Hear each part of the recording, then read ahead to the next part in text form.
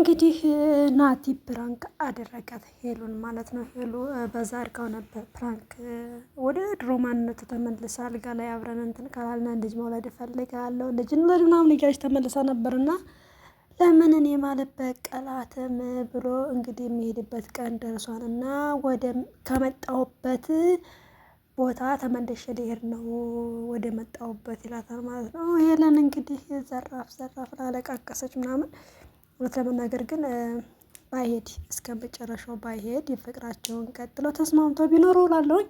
ሰላም ጤና ይስጥልኝ ውድና የተከበራችሁ ቤተሰብ እንዴት ናችሁ? ደግ ናችሁ? ውስጥ ደንገጥ በሉ እስኪ ልጩህባችሁ ማለት ነው። ሁሌ አትሰሚም ነው የምትሉኝ እና ጮህ ብዬ ዛሬ እስኪ ላዋራችሁ እናንተን በደንብ አዳምጡኝ። ቁም ነገር እኔ በጣም ነው ያዘንኩባችሁ። ብዙ ቪዲዮ ላይ እየሰራሁኝ እያወራሁ ግን አሰሙም። ምን የምላችሁትን አሰሙም። ተው ተረዱኝ። ተው ኧረ ተው እንተሳሰብ፣ እንደማመጥ ወገን እንተሳሰብ። እንዴ ላይክ አድርጉ። ምን ነው ማለት ላይክ እንዳታደርጉ እኮ አልተባላችሁ። ምን ያልኩት እኮ ላይክ አድርጉ ነው። ኮሜንቱ 30 ምናምን ላይኩ 18። ኧረ ተው እውነት ሸም ነው። ምን አይከፈልበት ለላይኩ ጊዜ አይፈጅባችሁ ላይክ ለማድረግ። በቃ አትኮምቱ፣ ላይክ አድርጉ። እንደውም ባትኮምቱ ይሻላል እንዴ። ኧረ ተው እንዴ እንደው ምን ነው። በዛ ላይ ደግሞ እኔ የምገባው ቪዲዮ ምጭነው በዛው በተለመደው ሰዓት ላይ ነው። ቆይታችሁ እኮ የምታዩልኝ አላችሁ፣ አታዩልኝም እያልኩኝ አይደለም። ግን በሰዓቱ ቪዲዮውን ስጭን ማለት ነው መታችሁ ብታዩልኝ ይሸርትልኝ ነበረ። አንደኛ ለምን ታውቃላችሁ? ቆይታችሁ በጣም ከ10 ሰዓት ቪዲዮ ከተጫነ ከ10 ሰዓት ከ12 ሰዓት በኋላ ከ7 ሰዓት ከ6 ሰዓት በኋላ ስለምታዩትኝ አይሸርትም። ዩቱብ ራሱ ዙሮ አያየኝም። እውነት ተባበሩኝ። ኧረ በእግዚአብሔር ተው። ይህን ሪከርድ የምታዳምጡ ሁላችሁም ማለት ይህን መልእክት የደረሳችሁ ሁላችሁም ቤተሰብ የሆናችሁ እምዘይሩኝ በእናታችሁ ተባበሩኝ። ስወዳችሁ የኔ ማሮች የኔ ፍቅሮች ስወዳችሁ ነው። ተባበሩኝ። ቁም ነገር እኔ ተባበሩኝ የምላችሁ አሁን ቪዲዮ ረዝም ቪዲዮ ምናምን ልሰራባችሁ ምናምን አይደለም። ይበቃኛል። የሆነ ራሱ በሰዓቱ ብታዩልኝ ከ1 ሰዓት እስከ 2 ሰዓት ለምሳሌ 4 ሰዓት በኢትዮጵያ ከሆነ ምጭነው እስከ 6 ሰዓት ባለው ቪዲዮዬን ይውልኝ ዩቱብ እንዲተባበረኝ ማለት ነው። ግን አሁን ዩቱብ እንዳይተባበረኝም ሆኛለሁ። ምክንያቱም በሰዓቱ ስለማታዩልኝ ቆይታችሁ ነው የምታዩት። እሱ ደግሞ ሊሸርትልኝ አይችልም። ተባበሩኝ፣ እንተሳሰብ፣ እንተጋገዝ። እንዳይዘጋብኝ ነው እንጂ ቻናሉ እውነት ሊከፍለኝ አይደለም። እንደዚህ ታይቶ ግን ቻናሉ እንዳይዘጋብኝ ሰዓት እያነሳብኝ ነው። ላይ መግባት ደግሞ ጭራሽ አልቻልኩም። እውነት ለመናገር ቢያንስ ከሳምንት 1 ቀን እገባለሁ ብዬ አስቤ ነበር፣ ግን እየተሳካልኝ አይደለም። እንቅልፍ አሞኛለሁኝ። እስከዛሬ ጠዋት እየተነሳው ነበር ላይ ጽዳት ጨርሼ ሰዎቹ ሳይነሱ ላይ የምገባ። አሁን ደግሞ ሰሞኑ ሰዎቹ ምን እንደነካቸው አላውቅም፣ በጠዋት ነው የሚነሱትኝ። በጊዜ ይተኛሉ። እኔ ጋር እኩል ስነሳ ይነሳሉ። እኔ ደግሞ በባህሪ አልወድም። እኔ ጽዳት ሳልጨርስ ሲነሱ በጣም ነው የምናደደው። ማለት አብዛኛዎቻችን እንደዚህ አይነት ባህሪ ያለን ይመስለኛል።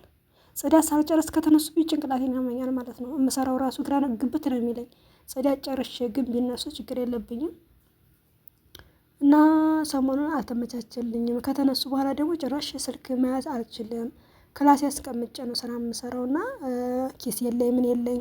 በዛ ላይ ደግሞ እንደዚህ ላይቭ ላይ ሆናችሁ ደግሞ ሁሌ በሳይለንት ከማስቀምጠው ቪዲዮ የምሰራው ረዝም ቪዲዮ አልሰራ 10 ደቂቃ ላይቭ ላይ ስገባ እኮ 30 ደቂቃ 20 ደቂቃ ከዛም ከ30 አልፎ 1 ሰዓት የምትቀመጡልኝ አላችሁ እና 10 ደቂቃ ተባበሩኝ። እውነት ብቻ አሁን ይሄን ድምጽ ይሄን ቪዲዮ የምታዩ ይሄን ድምጽ የምትሰሙላችሁ እኔን ለመዘየር ፍላጎት ያላችሁ ቪዲዮንም ለማየት ፍላጎት ያላችሁ ከ4 ሰዓት እስከ 6 ሰዓት ባለው ቪዲዮ የምታዩልኝ እላለሁ። ግን ይቅርታ ደግሞ ያው ጥቅም ስለሌለው ቆይታችሁ የምታዩትኝ ጥቅም ስለሌለው ሊሸርትልኝ ስለማይችል በሰዓቷ ብትተባበሩ ብዬ ነው። ካጠፋው ይቅርታ። ቤተሰብ ያልሆናችሁ ሰብስክራይብ ያደረጋችሁ የኔዎቹ ደግሞ ያው እንደተለመደው ሸርሸር አድርጉ። አይከፈልበትም ለማለት ያህል ነው። በእርግጥ እኔ የሚሆንኩ ሞዛዛ ነገር ነኝ። ኮሜንት ምናምን ብዙ ጊዜ አይመቸኝ እያለ አልጽፍም። ደግሞ ራሴን እያመመኝ አይኔ ቆይቷን አይኔ መታመም ከጀመርኩ በጣም ቆይቻለሁኝ። የመድኃኒት ፋርማሲ አንጥቼ ነበረ የሆነ ሰዓት ላይ መድኃኒቱን ስጠቀም ክኒና ነበረው ስጠቀም ተሶኝ ነበረና አሁን ደግሞ ተመልሶ አመመኝ። ለዛ ነው ኮሜንት ብዙ ጊዜ ቤታችሁ ስዞር የማልጽፈው አይንን እያመመኝ ስለሆነ ነው። እሺ በጣም ይቅርታ በዚሁ አጋጣሚ የሆነ ሌላ ነገር እንዳይመስላችሁ ማለት ነው። እሰማለሁ ኮሜንት ስጽፍ አይንን እያመመኝ ስለሆነ ለዛ ነው ዝም ብዬ አለሁ ምለው ለሌላ አይደለም። ስለዚህ ብትተባበሩኝ እላለሁ። አሁን ወደ መጣሁበት ወደ ገድለው ሮሮ አልኩባቸው። በጣም ይቅርታ ያው ብሶቴን እያወራሁ ነው። አይ እድሌ ያው ለማን ላወራው ለእናንተ ካላወራሁትኝ እንግዲህ ናቲ ልሄድ ነኝ ብሎ ሄለንን ሆዷን ዶጭ አረገው ማለት ነው። እሷም እንግዲህ እንዴት በጣም ቸኮልክ ለመሄድ እንዴት ቀኑም ሮጠ ምናምን ተብሎ እንግዲህ አለቃቀሰች። እሷም ዘራፍ አለች። እሱ ግን ፕራንክ እያደረጋት ነበረ። ያው ትንሽ ጊዜ መሄዱ አይቀርም ግን ትንሽ ጊዜ እንዳለው ይነግራታል። እሷም ደንግጣ ስለነበረ በቃ እንግዲህ ልረጋጋ እና ሻይ ምናምን ከጠጣሁ በኋላ ነው ማውራት የምችለው እንጂ አሁን ማውራት አልችልም ትላለች ማለት ነው። የሆነ ፍቅራቸው ወደ ፍቅራቸው የተመለሱ ይመስለኛል እርግጠኛ አይደለሁም። ግን ከሄደ ደግሞ በጣም ተመልሶ ወደዛው ህይወታቸው እንዳይመለሱ ፈራለሁኝ። ከሄደ ወይም እሷ አብራው ማትሄድ ከሆነ ወይም እሱ ከሄደ በኋላ እሷ ማትሄድ ከሆነ ያው የሚፈጠረው ነገር ትንሽ ይከብዳል። ወይ እሷም ሌላ ህይወት ትጀምራለች ወይ እንደዛ ነው የሚመስለኝ። ያው ግምቴ ነው። ከዛ እንግዲህ ምን ተሰማሽ ይላታል። ያው መሄድ አይቀርም በርግጥ ግን እስካሁን ያሳለፍናቸው ጊዜያቶች በጣም ደስ የሚሉ ናቸው። ደስተኛ ነኝ ባሳለፍናቸው ጊዜያቶች። ግን ቀኑ ይሮጣል። በስራ ላይ ሆነን ስናሳልፍ ቀኑ ብዙ አይሮጥም። ይሄ ግን አንደኛ ደስተኛ ሆነን በፍቅር ምናምን ስላሳለፍነው ነው መሰል ቀኑ በጣም ነው እየሮጠ ያለው ይላታል ማለት ነው። ሄለም እንግዲህ ሄልዬ ማለት ነው የኔ ቆንጆ እንትን ትለኛለች። የሆነ የዋህ ነገር ናት መሰለኝ ማለት ነው። እውነት ለመናገር ታሳዝነኛለች። ቅርብ ሂድት ነው የሚሏትኝና ናቲ ግን ያው ተመልሰ መተህ እንዳትጎዳ ትላለሁኝ እኔ። አንዳንድ ሰዎች የሆነ ሰዓት ላይ ይተዋቸውና ከዛ ደግሞ የሆነ ሰዓት ላይ ደግሞ ቆስላቸውን የሚያክሙ መስለው ተመልሰው መተው ደግሞ የበለጠ እንድትጎዱ የሚያደርጉ ሰው ያሉና ከእንደዛ አይነት ከእንደነዚህ አይነት ሰዎች መሀል እንዳትሆን ብዬ እመክርሃለሁ ማለት ነው ወንድሜ። ጥሩ አይደለም። የሴት ልጅ እንባ ያለበት ሰው ምንም አይነት ነገር ቢሰራ አይሆንለትም፣ አይሳካለትም፣ አይሞላለትም እና ስለዚህ እንዳታስቀይማት፣ ድጋሜ እንዳሰብራት ሌሎች የሰበሯት ይበቃል ለማለት ያህል ነው። ተግባባን። እና እሱም አሁን ባለችበት ሁኔታ እንደዚህ ሆና ትቻት አልሄድም። ያው ያለችበት ሁኔታ ምናምን የሚለው እንግዲህ ባሳለፈችው ነገር ደስተኛ አልነበረችም። እሱ ከመጣ በኋላ ነው እንደውም ትንሽ ደስተኛ የሆነችውና ከ2 ዓመት የዛሬ 2 ዓመት ወይም የዛሬ 3 ዓመት ነበረ ጥምቀትን አብረው አሳልፈው የነበረው። እንግዲህ የዘንድሮውን ጥምቀትም አብረው ፏ ደምቅ ብለው አንድ አይነት ልብስ ማለት ነው ጥንድ ሸተው አሳልፈዋል። ጥምቀት እንዴት ነው እናንተ ጋር? እኔ ጋር ደግሞ ይሄን ይመስላል። እንግዲህ የዛሬ አመት ነው። አዎ የዛሬ አመት መሰለኝ። የዛሬ አመት አላቅም የጠር ወይም ስጦታ ተገዝቶልኝ ነው ቀሚሱ ማለት ነው። ግን መቼ እንደሆነ ረሳሁት እና ሻንጣ ውስጥ ነው ያለው።